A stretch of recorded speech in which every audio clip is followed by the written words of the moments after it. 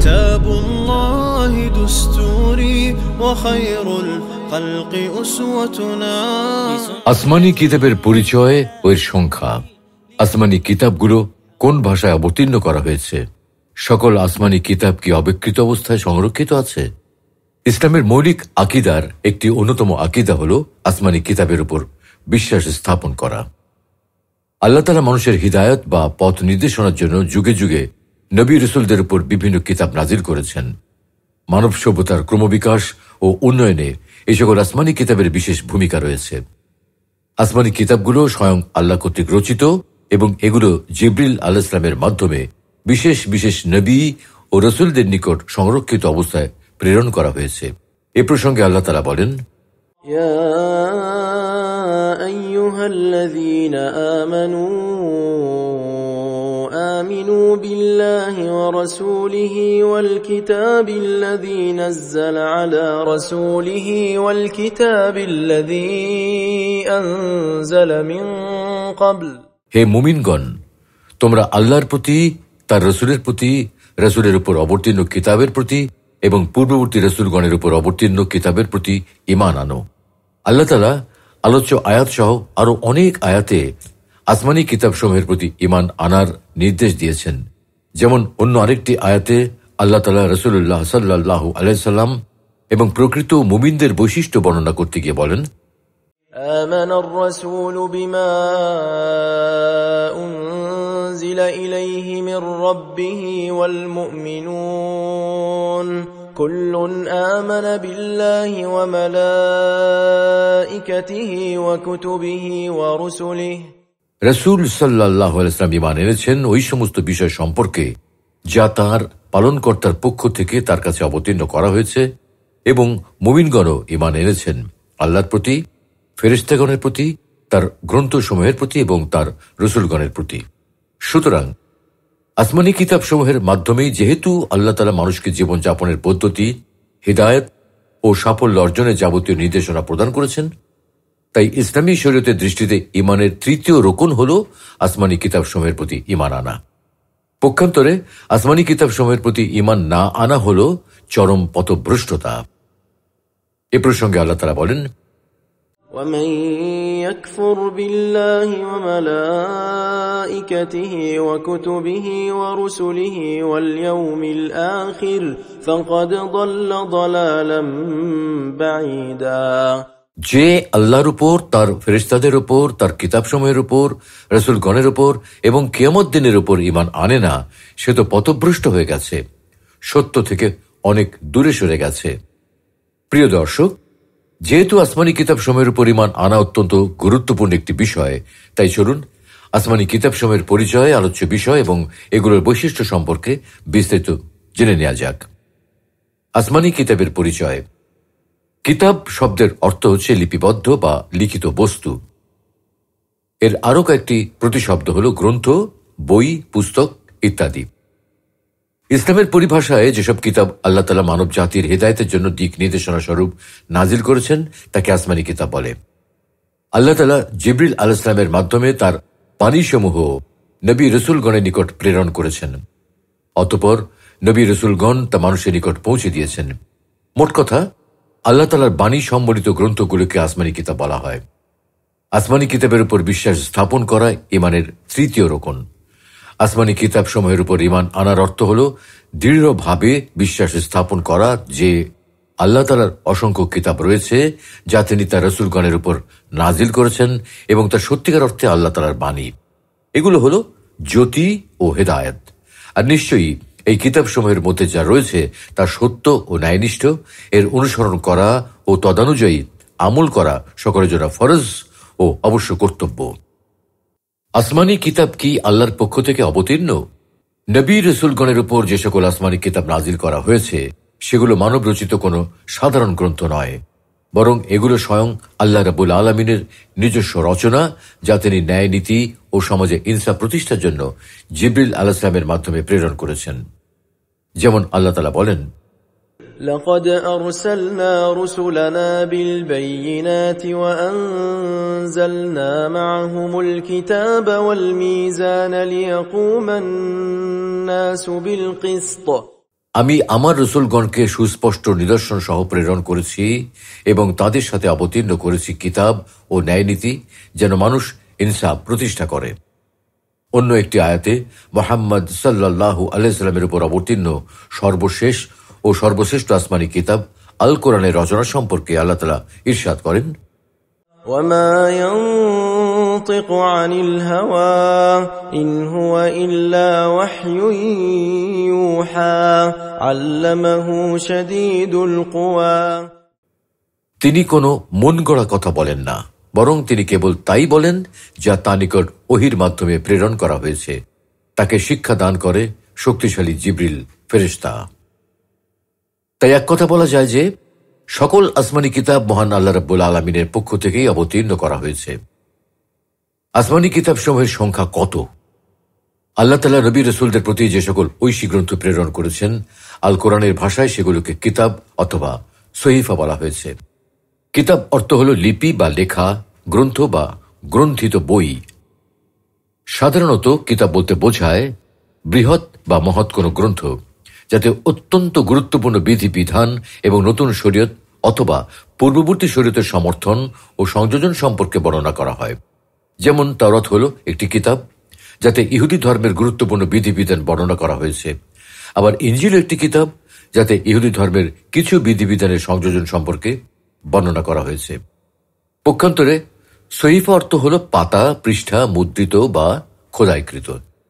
তবে পরিভাষায় সহিফা বলতে বোঝায় যা কলেবরের বিবেচনায় কিতাবের তুলনায় ছোট এবং তাতে কোনো নতুন শরীয়ত বা নতুন কোনো হুকুম আহকাম বর্ণনা করা হয়নি। যেমন সহিফায় ইব্রাহিম তথা ইব্রাহিম আলাইহিস সালামের নিকট প্রেরিত সহিফা, যাতে কোনো নতুন শরীয়তের আলোচনা ছিল না।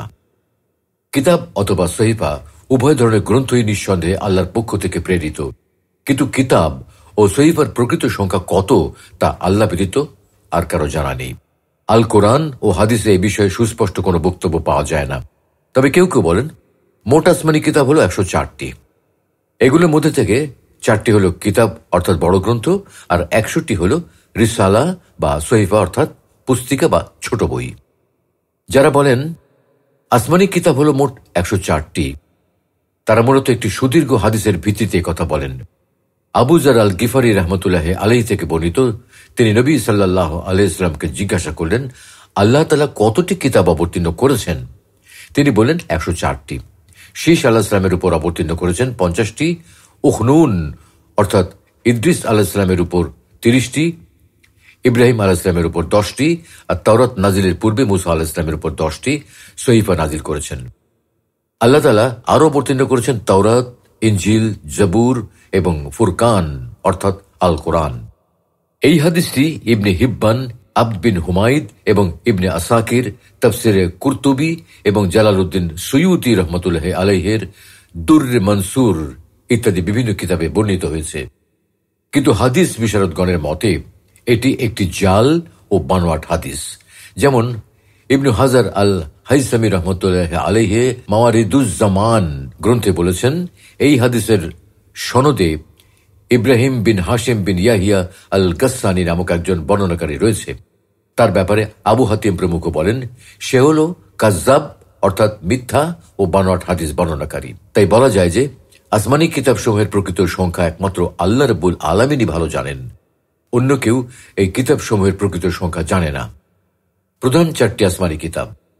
কোরআন ও সহি হাদিস দ্বারা প্রমাণিত যে মৌলিক আসমানি কিতাবের সংখ্যা হল 4টি। এ বিষয়ে কারো কোনো দ্বিমত নেই। নাজিল হওয়ার ক্রমধারা অনুসারে এগুলো হল তাওরাত, জবুর, ইনজিল এবং আল কোরআন। তাওরাতের বিবরণ। ইহুদিদের ধর্মীয় বিধিবিধানের মূল ও সবচেয়ে গুরুত্বপূর্ণ দলিল হল তাওরাত। তাওরাহ বা তোরাহ একটি হিব্রু শব্দ, যার অর্থ শিক্ষা। তাওরাত বলতে ইহুদিদের ধর্মগ্রন্থ তানাখের প্রথম অংশকে বোঝালেও সার্বিকভাবে তোরাহ হল তাদের লিখিত ও মৌখিক শিক্ষা। হাজার হাজার বছর আগে কয়েকটি পাথরের ফলকে উৎকীর্ণ অবস্থায় এটি মুসা আলাইহিস সালামের উপর অবতীর্ণ হয়েছে। মুসা আলাইহিস সালাম নিজ গোত্র বনি ইসরাইলকে সাথে করে মিশর থেকে বেরিয়ে যাওয়া এবং ফেরাউনের সাগরে ডুবে যাওয়ার পর এটি অবতীর্ণ করা হয়েছে। যেমন আল্লাহ তাআলা ইরশাদ করেন, ولقد آتينا موسى الكتاب من بعد ما أهلكنا القرون الأولى আমি পূর্ববর্তী অনেক সম্প্রদায়কে ধ্বংস করার পর মুসাকে কিতাব দিয়েছি। অন্য আরেকটি আয়াতে আল্লাহ তাআলা বলেন, إنا أنزلنا التوراة فيها هدى ونور নিশ্চয়ই আমি তাওরাত নাজিল করেছি, এতে রয়েছে হিদায়াত ও আলো। জবুরের বিবরণ। জবুর হযরত দাউদ আলাইহিস সালামের উপরে নাজিল হয়েছিল। এটি হিব্রু ভাষায় লিখিত। হিব্রু থেকে বলা হয় কেতুভিম, যার অর্থ হল গাওয়া বা আবৃত্তি করা। দাউদ আলাইহিস সালামের গোত্রের মাতৃভাষা ছিল ইউনানি, তাই জবুর ইউনানি বা হিব্রু বা আরামাইক ভাষায় অবতীর্ণ হয়। আল্লাহ তাআলা বলেন, وآتينا داود زبورا আর আমি দাউদকে দিয়েছি জবুর। ইনজিলের বিবরণ। ইনজিল ঈসা আলাইহিস সালামের উপর নাজিল করা হয়েছে। এটি খ্রিস্ট ধর্মে বাইবেল বা যিশুর গসপেল নামে পরিচিত। ইনজিল অর্থ হল সুখবর। এই কিতাব কম বেশি 1900 বছর আগে নাজিল করা হয়েছিল। আল্লাহ তাআলা বলেন, وقفينا على آثارهم بعيسى ابن مريم مصدقا لما بين يديه من التوراة وآتيناه الإنجيل فيه هدى ونور ومصدقا لما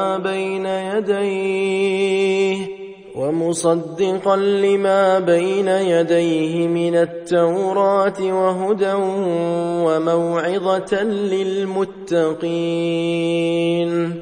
আমি তাদের পর ঈসা ইবনে মারয়ামকে প্রেরণ করেছি।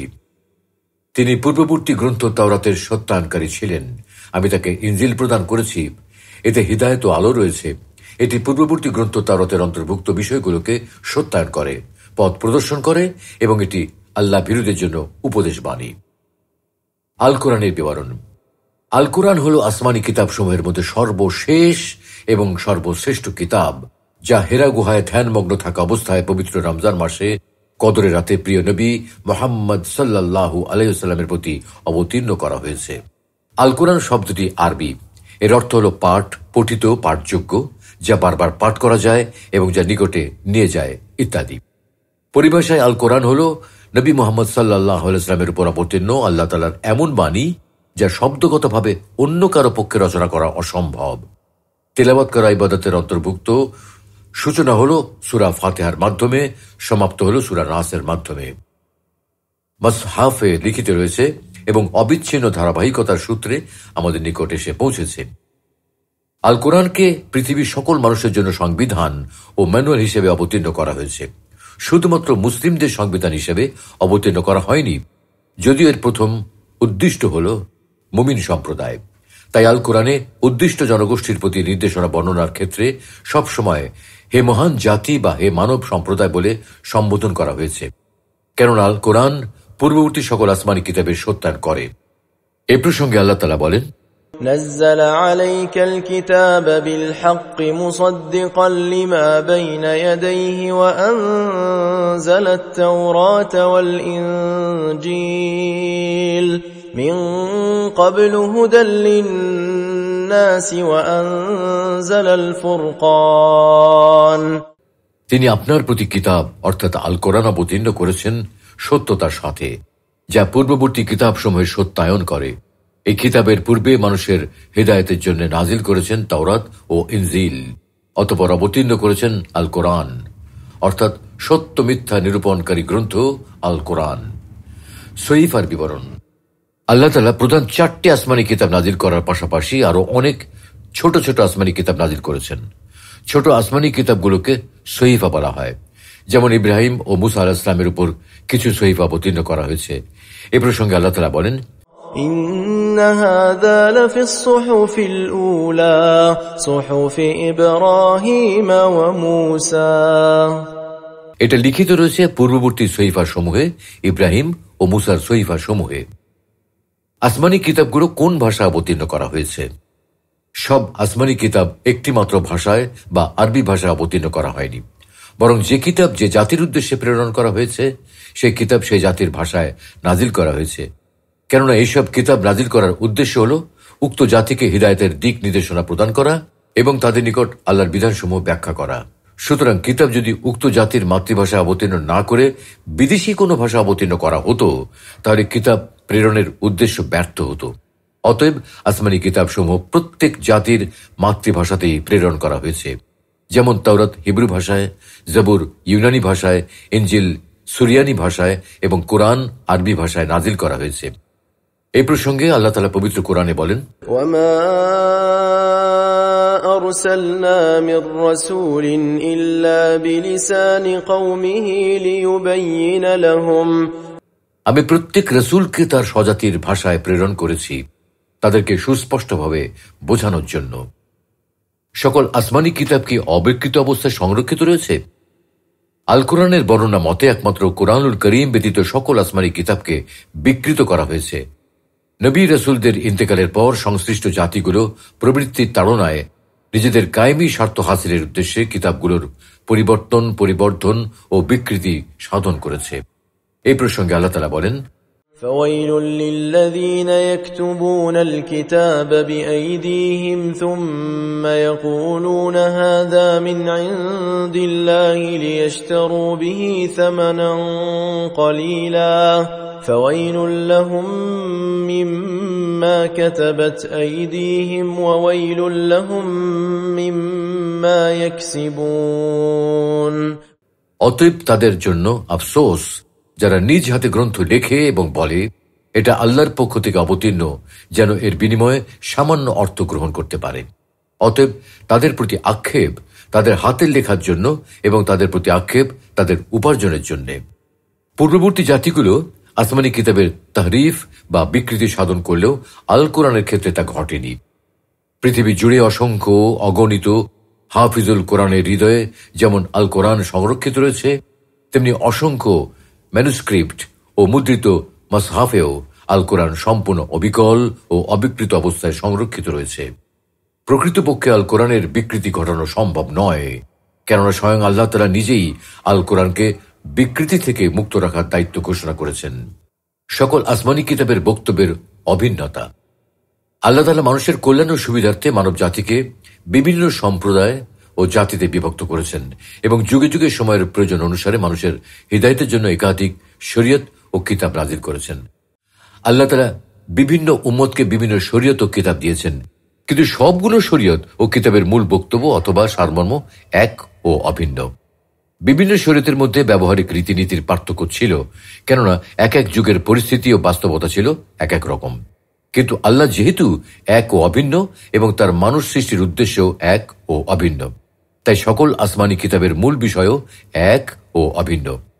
উপরে আলোচনা থেকে প্রতীয়মান হয় যে সকল আসমানি কিতাব আল্লাহর পক্ষ থেকে অবতীর্ণ এবং এগুলোর উপর ঈমান আনা আমাদের অবশ্য কর্তব্য। কেননা আল্লাহ রাব্বুল আলামিন মানুষকে বিকৃত ইহুদি অথবা খ্রিস্টান হতে নিষেধ করেন, বক্রতা মুক্ত ইব্রাহিমী আদর্শে উজ্জীবিত হওয়ার আদেশ করেন। ফলে মুমিন বান্দাগণ কোন বিভাজন ব্যতীত সকল আসমানি কিতাবের উপর ঈমান এনেছেন। তাই তো আল্লাহ রাব্বুল আলামিন মুমিনদের বৈশিষ্ট্য, তোমরা বলো আমরা ঈমান এনেছি আল্লাহর উপর যা অবতীর্ণ হয়েছে আমাদের প্রতি, যা অবতীর্ণ হয়েছে ইব্রাহিম, ইসমাইল, ইসহাক, ইয়াকুব ও তাদের বংশধরের প্রতি, এবং মুসা, ঈসা ও অন্যান্য নবীকে তাদের পালনকর্তার পক্ষ থেকে যা দান করা হয়েছে সেগুলোর উপর। আমরা তাদের মধ্যে কোনো পার্থক্য করি না এবং আমরা তারই আনুগত্যকারী। মহান আল্লাহ রাব্বুল আলামিন আমাদেরকে তার নাজিলকৃত সকল কিতাবের উপর যথাযথ বিশ্বাস স্থাপন করে সেই আলোকে জীবন পরিচালনা করার তৌফিক দান করুন। আমিন।